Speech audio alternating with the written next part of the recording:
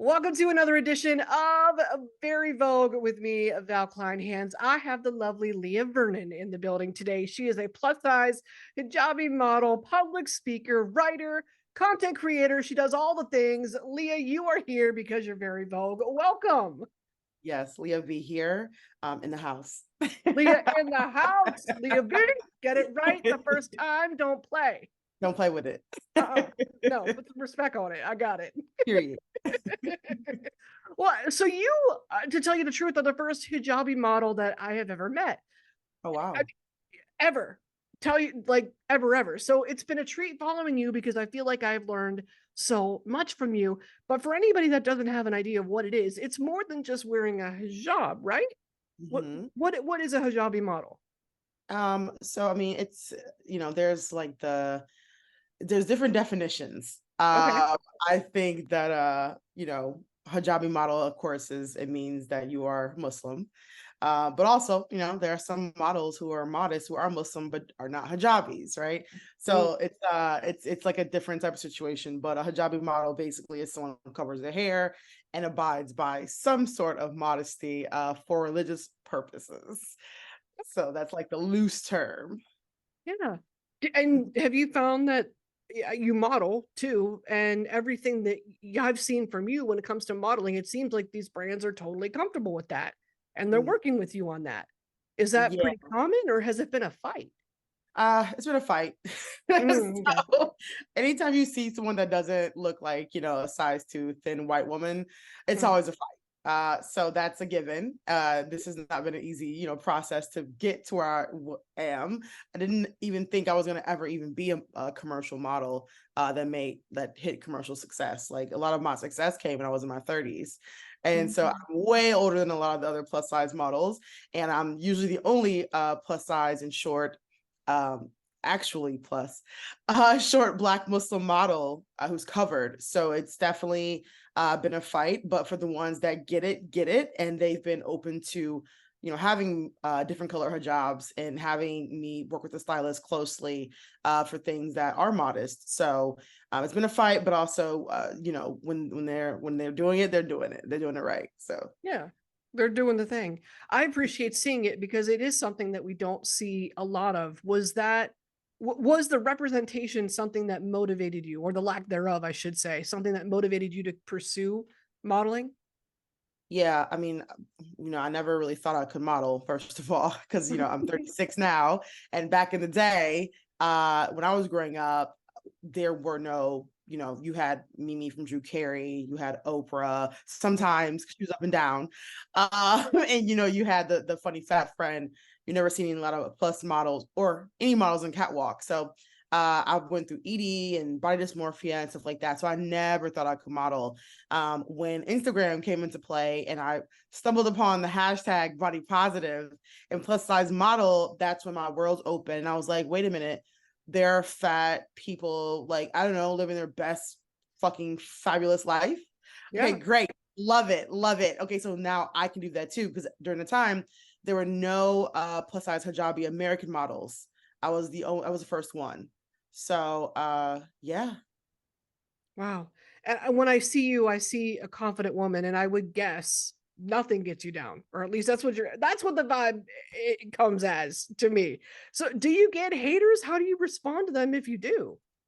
Yeah, I mean, I think that's like a common misconception about like models, the ones that like have made it, is that we're always confident.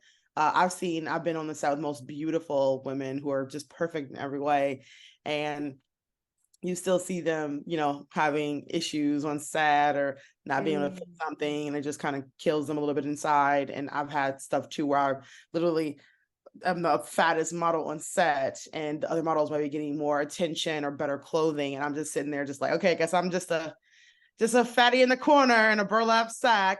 And it would be depressing and it would be horrible and it would hit my self-esteem. So although I am definitely much better than when I was younger, I definitely still go through body dysmorphia. I go through just feeling like, okay, are you too big, too Black, too Muslim, too loud, too indie to be in this field? And so yeah, how I deal with the haters, I get a lot of it, unfortunately. I just posted something yesterday, actually.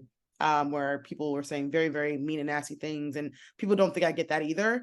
So once in a while, I actually post it just to show people that people are really rude and nasty still towards me, because they're projecting and they're in basements, And you know, just like just simmering and just low self-esteem and hatred towards someone who wants to live out loud, you know. right. And we don't have time for them. But what we do have Absolutely. time for is the body positivity. That's what inspires you. But I think from what I found in having conversations with other plus size baddies, they define body positivity differently. Every Mhm. one of them has defines that differently from their own perspective. What does Right. being body positive mean to you? Yeah, I mean, anytime we talk about like the whole body positive movement, I gotta talk about how they've hijacked it from, fat black queer activists who started the movement Okay. way Wait, before tell me, TikTok. you're schooling me. I want to hear about this. Oh yeah. Listen, it's always history. Once you see anything that's like popped off or become commercialized, you got to follow the money. Mm, You got to always follow the black women and queer people, because they usually start movements that are usually taken by white women, usually thin, or thin white women, thin straight white women, and then become commercialized, right? And then now we see a movement as only this thing. And so, black queer, black fat women in the 60s and 70s, and other activists who never, get their flowers, started a movement, and then companies started to be like, okay, people want to know, like, see real bodies, okay, let's snatch it. And so now you see, like, white women creating double chins and fat rolls, and then tagging body positive.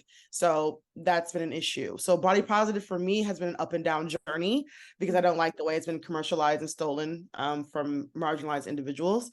But it is for me something that I do not want to let go, because you know I'm not going to let people take over something that was, created for us by us. So, body positive in a nutshell means that, I'm going to live the best body. I'm going to live my best life in the body that I have right now, not the body I had in the past or the body I could have in the future. I'm going to live it to the fullest right now in whatever condition it is in.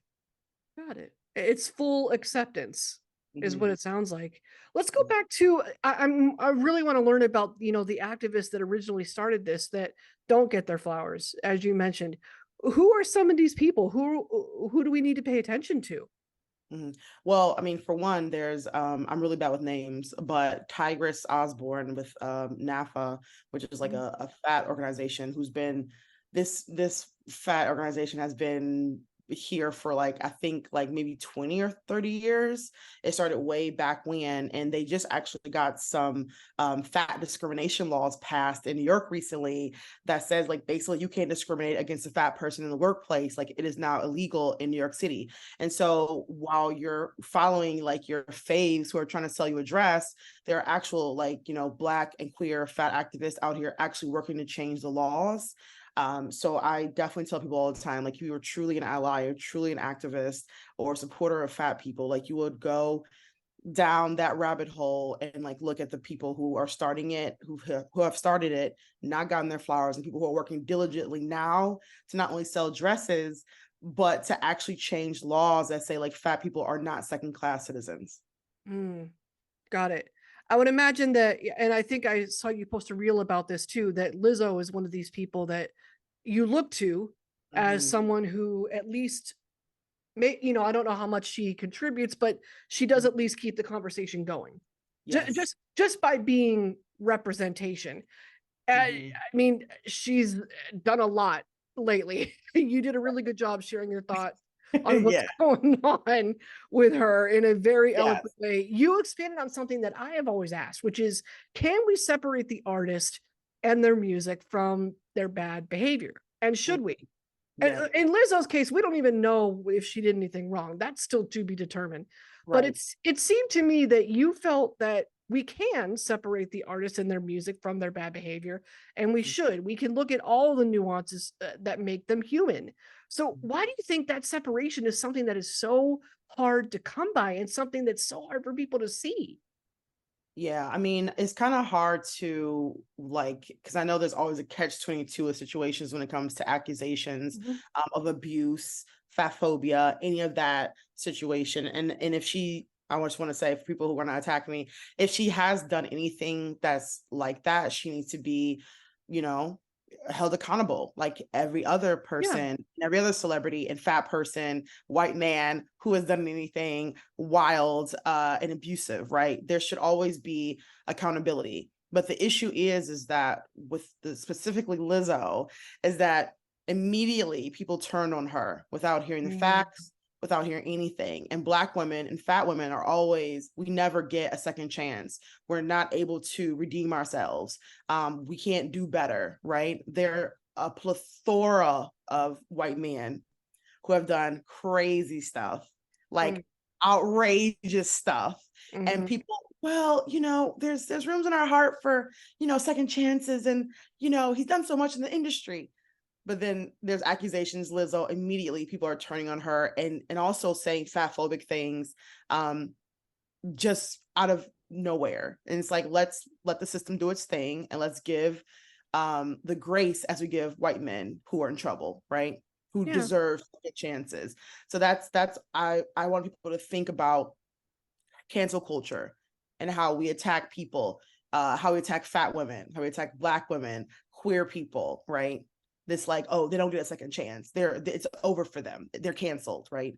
So I want yeah. people to really think and dive into their stereotypes and why they are so unable to give second chances to people who look like me and you. Yeah, and are using it as an extension of their own racism or their own phobia of some sorts. I always my rule of thumb was always this, like Lizzo's work, at least the music itself, is not inherently bad. There's a lot of positive messages to it. Yes. But if she did do the things that she's been accused of, I can understand why for some people it would be hard to separate the two. But I'm one of the people that's willing to look at both. I'm Right. willing to say, you know what? She did some great music. There's good messages in the music, but she also did some bad things if she did them. Exactly. Exactly. I would love for more of us to think that way personally. Always be open. Like I said before, if someone does something abusive and it's proven, let's go from there. But like, just chatter or whatever the case. And if you notice, like no one has said anything about it after that whole blow up. So I Mm-mm. don't, it's like, okay, so where are these women who are making accusations? Have they recanted? Like, have they been paid off? Like, was it a lie? You know what I mean? So everyone's so hyper and like, oh, Lizzo, all this fat phobia and just like ridiculousness, but then it's just radio silence. It's like, we hop on Yeah. these trends of hatred and bullying and fat phobia, and they're like, okay, next thing, but that's someone's life. It's serious. Yeah. It's not a game. That's absolutely right. Yeah. You were definitely one of the first visibly plus size hijabi influencers to hit the mainstream too, with over 4 million views combined on a much happier note. So when it comes to creating content, what do you think it was that you did that clicked with your audience and how did you find your audience? Because you have. Yeah. I think it was really funny how like Instagram started. Instagram was a joke for me. It was never supposed to be serious at all. It Yeah. was supposed to be just for me because I'm messy and I'm nosy. And it was just for me to like see other people's messy ass stories and stuff and follow the drama. Nothing more, nothing less. And then I stumbled upon an amazing community of women that inspired me from different countries and just like different body types and I'm from the Midwest and I never seen like beautiful plus size women just all over just killing it and fashionable and making the little clothes options they had work to their advantage. Mm, And I was mhm. just so in awe of that. And it inspired me so much. So I was like, okay, I have to be a part of this. I don't know how, but I'm gonna like, you know, follow every influencer I know and email all of them. And if I'm in their state, get a lunch with them or coffee with them or something and go to these events. And slowly but surely, from just being hungry and thirsty and not taking no for an answer, I was able to build myself up in the industry And then also there was one point where I hit a roadblock. People didn't care about what I had to say. And Mm. I went through a divorce, and I went through having 2 masters, but not a job or health insurance, and getting a roommate off Craigslist. And so I hit rock bottom. And at that point I was just like, I don't give a fuck about anyone's ideology of me or what happens next. I'm going to create, and people are going to like it, or they can suck a bag of dicks. And I think, and I think at that point, people start fucking with me heavy. They're like, okay, she really doesn't give a fuck. And she's literally just in it because she just wants to just be like, hey, I'm here. You can learn something or not, but I'm still going to show up. And Right. at that point, people started to fly me out for things and have me come speak on panels at universities all over. And it kind of just snowballed from there. Yeah, because you know where you've been, and you're like, I know how hard I worked. You cannot Mhm. tear this down. I I know where I am. That was always my thought whenever I was trying to do anything new, or learn something new, or gain my own following, or do a different podcast. That was it for me too. And I relate being in the Midwest. I mean, I didn't grow up here, but I'm in Minnesota now. I grew up in Pittsburgh. Okay. And for me, I feel like an alien a lot of the time because I'm this little Italian American meatball amongst these giant ass Scandinavians who have these like farm dresses from like Walmart and Target. And I'm like, Uh, Not the farm dresses. oh, the farm dresses. The farm dresses are They out. love them. They love them. The children are out. They are out to play. They are. And here I am in like, my metal shirts and like 6-inch heels or leopard print or something. And I'm just getting stem. They're looking at me like, but They're I obsessed. can't help it. And it's so funny. It's almost like I have found that being authentically myself has done one of two things. It either helps me find who I can connect with real quick, or it Right. helps me find who I won't connect with real quick. And Exactly. and that's not necessarily a bad thing. It's really not. I love it. As a 36-year-old, I'm excited to get older and grow older and figure out more things. But I do not care about what anyone has to say, especially cishet men. Uh, Mm. when they talk, it just goes in one ear and out the other. It Yeah. just, I be trying to listen, but it's so much like shenanigans that I can't. So I'm just like, I don't really care what you're attracted to, or what you like, or you don't like. I'm here. I'm fat, loud, I'm educated, and I'm the best thing you'll ever have in your life. So you can do it. You can mess with it or not. And they're just like shocked. Some are like mildly turned on by it. Others are so turned off by it. But I'm like, hey, it is what it is. Like, I'm not coming with any like bull. I'm just here, and I'm a queen. I'm a Leo. I'm a Leo queen. So what's Ooh, up? she's out here. She wants the world to know she's out here. 100%. 100%. No, I definitely vibe with that. It's so funny whenever I see that reaction from men too, when you're like, don't reciprocate any interaction with them.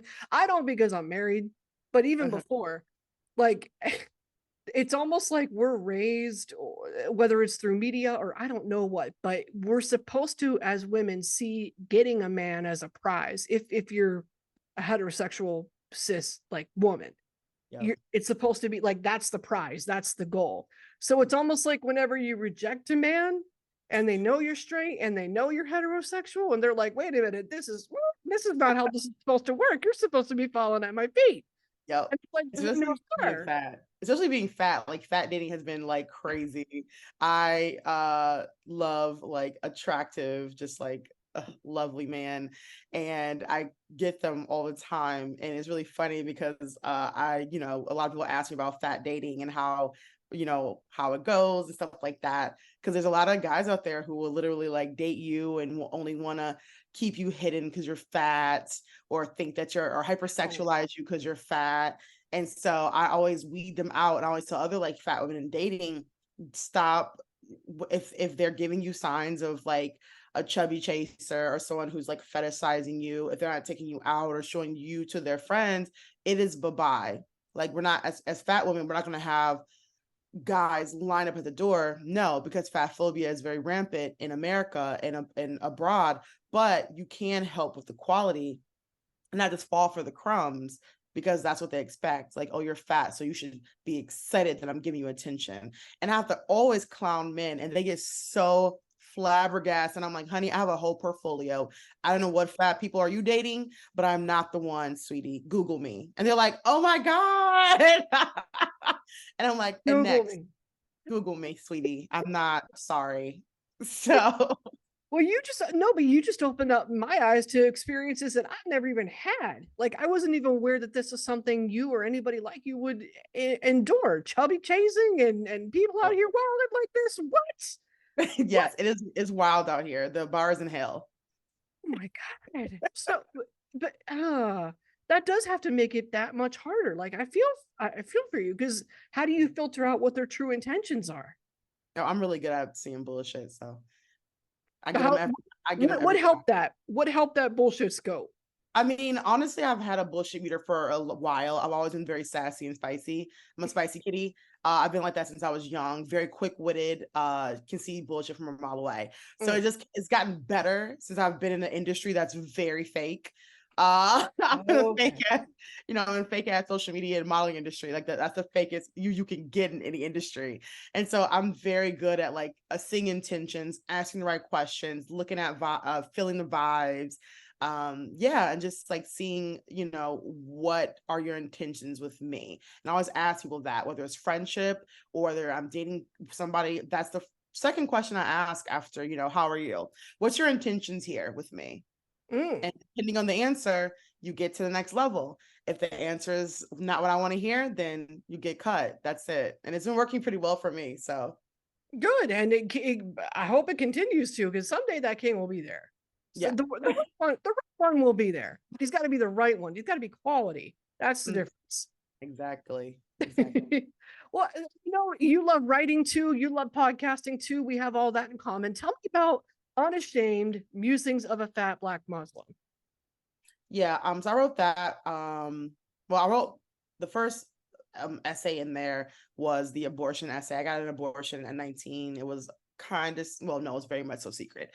I kept that secret for almost a decade, and nobody really knew. There's only like two people that knew, like two of my friends, and it was very unsaid. I went through the trauma of that, and never got therapy or anything. I just kind of just kept that secret to myself. And that was one of the first essays that I wrote, not thinking it would turn to a memoir. And Yeah. when I wrote it, I just cried and cried and cried. I eventually sought therapy so it can become easier to talk to. And that ended up being an essay in my memoir. After the essay won the Gilda Award, which was really amazing. And so I was like, okay, so if my essays can win awards, then maybe I can like write a memoir. So yeah, for 3 months straight after being divorced, I cried and wrote and cried and wrote and cried and wrote for 4 months. After that, I had a whole memoir. Was never going to get published at all. But I asked the creator for a sign. He gave it to me. And I'm like, well, there's the answer. A week later, I had 20 agents like trying to get me to give them rights to the book. Wow. um I never had that before. They were like, your story is amazing and we've not seen that before and we really want to represent you. I ended up going with Gelfman and Schneider, ICM partners. And yeah, I had a whole memoir in 2019. Beautiful. What was the sign? What was the thing that told you to go through with it? Well, it was the abortion essay. I said if I'm really truly meant to be like a memoirist, if this essay wins, then I will take it out the closet and I will publish the book without fear or anything like that. And I won the Guild Award like, a couple months later. And I was like, well, there's my sign. I made a promise and I have to do it now. So This is it. This is okay. That was the proof. Have you found that that book has helped other people? oh yeah, I've gotten so many messages, emails, and this book was published in 2019. Unfortunately, it didn't get a good run because of COVID happened. Yeah, yeah. So my book didn't really get a chance to, really fly because, we didn't have, everyone was worried about catching COVID. And so, that was 2.5 years and, books kind of fade away once, you publish and it's not new anymore. So, but for the people who have purchased it, I've gotten from like old white women in Wisconsin and Black Muslims from Yeah. Bangladesh and like Jewish women and just like all these women who see themselves in my story.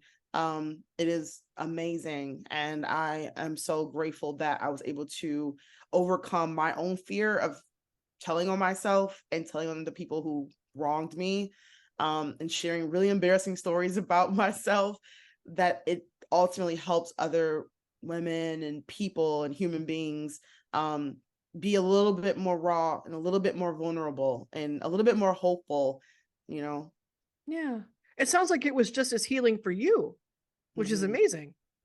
Yeah, for sure. It was definitely, I call it kind of like pouring my guts out, like bleeding out into the page, because that's what it felt like. Even like now, I can't even really read it because it just gets me a little bit worked up, a little bit emotional. So I try not Mhm. to read my own book because it's still too much you know, to think about. Yeah, it's a lot. It's a lot for anyone to endure. I feel for anybody who's been in that scenario. I think every woman knows at least one other woman that has had to make that decision, or was forced to, whatever terminology you want to use. It's not easy. It's not a game. It's not something taken lightly by any Yep. means at Hmm. all. How Yeah. about tea with Leah V? I'm just starting to learn about this too. What's going on with Oh tea yeah. So with this V? is like so I was so upset about the modeling industry and social media and how the algorithm has like fucked me over, and other creators who look like me, how they just don't show your content anymore to your followers. And Mm, just like all the inflation, everyone's getting laid off, like influencers and models aren't really getting paid like that, especially ones who are marginalized. So it's been a slow 2 years for me. And so I got dropped from my London agency, and that just set me off. I'm like, I'm really tired of having to constantly prove myself that I'm worthy. I've done billboards and I've been flown to Europe through commercials. And I'm like, I'm still having to constantly prove myself to this stupid industry. yeah. And so I was like, I'm gonna be loud and tell on everybody and everything, and clown, torrid, and fat phobic companies, and just like companies who only use size 10 models and pad them. And yeah, so then Tea with Leah V came out of complete angst and anger for the industry. And so yeah, like I'm definitely dropping spilling the tea and Tea with Leah V about my life in the industry, dating while fat, New York Fashion Week, Torrid, of course, and other companies and brands, and even like fake ass plus size influencers who are inherently fat phobic. So yeah, Mhm. I'm spilling all the tea and just educating people because they don't know what happens behind the scenes. No, I need to listen closer myself because I'm here to learn. Yep. I'm interested. So, of all the things that you do and all the things that you have done, how do you stay balanced? How do you prevent burnout? Oh, I get burned out all the time. Yeah, I was gonna say. I mean, well, we Yeah. all do. It's normal. I do take naps. Yes. Those really keep me grounded. I work from home for the most part, unless I'm like, on set, which is, I haven't really been on set like that. So I do work from home and I take naps in between. I work kind of like in two shifts, which has Hmm. helped me tremendously, because sometimes you're over it and you don't want to work anymore. Your brain needs to calm down. So I'm like, Hmm. yep, it's nap time. I'm eating lunch and then I'm taking a nap and I'll get back to it when I get up, and that's been helping. I also love hanging out with my friends, hanging out with people who feed me spiritually, emotionally, just in different ways, and they just feed my soul. Being around people who are just genuinely good fucking people, Yeah. and I love doing that. Also, I love eating snacks. Netflix and snacks are like my favorite thing to do, because like I always have to Me get too. dressed and pictures and go to events and be happy and smiley. And I'm like, I just want to be at home and watch some like Korean sci-fi drama and eat some snacks. And Yes. yeah, with no bra on, like titties We, just on each side of my rib cage because they're very flappy. So that's what I want to do. I don't want to wear a bra at all. no, no, 5 p.m. sharp. It's off. We Yeah, don't, bra's coming on. It's for coming me, on. for me, 5 p.m. sharp is gone. I got a bag of Ruffles and I've got like Love is Blind on or something, or some like paranormal show on, or like The Haunted or Ghost Adventures or whatever. That's what I like to ironically Yeah. wind down with. That's the occasional true crime documentary. But Yeah, true crime documentaries are definitely it's crazy. I love them. It's it like, is the wow. Murdoch. Yeah. Yeah, I know the Murdoch murders are the ones that I've been watching now, because Okay. For me, I was like kind of shocked because I used to live in South Carolina, not Oh, far from where it happened. So I was like, oh, this is somewhat relatable. Like, do I know these things? Do I know these people? I don't. But you're nosy like that. You're nutty like that. Like, wait a minute. yeah. You could though. You never know that you could have walked past them at some point. There could have been a 6 degree of separation there. You You never never know. know. So what's next for you? What are you looking forward to? Yeah, so this year has been a year of discovery for me. So I started taking improv classes Fun. and acting classes, Yeah. and I found out that I'm actually really funny. So Wouldn't have guessed. I found out that I'm extremely entertaining and really funny. So I actually wrote a script. So the WGA Writers Guild had a strike, and so Yeah. during this time, I was working with a producer who actually makes like real movies. Her name is Susan Cartones, and we have been working on a script. I met her way back when during my master's program, and we reconnected. I was like, "Hey, I want to write a script." And she's like, "Okay, I can help you." And I'm like, "Okay, sure." And What? so so I wrote a script, and she says that she thinks it's amazing. It's basically loosely based off my life, but Mhm. just shenanigans on a thousand. So a fat black Muslim living in New York City, dating, dealing with like TikTok, irritating TikTokers and family YouTubers, and young girls trying to take her place in the modeling industry. So Mm. basically, what my life basically, but just extremely ridiculous and just ridiculous. And so yeah, we want to get that sold. And now that the strike's over, that we Yeah. can shop around. So I would love to sell my script this year if possible.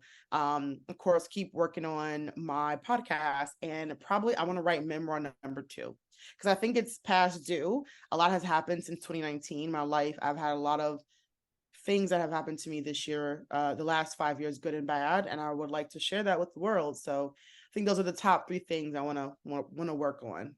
I can't wait to see it all. And I'm so glad the strike is over too. I just read that there was some sort of tentative agreement and I was like, thankful, thankful. Yes, Like, okay.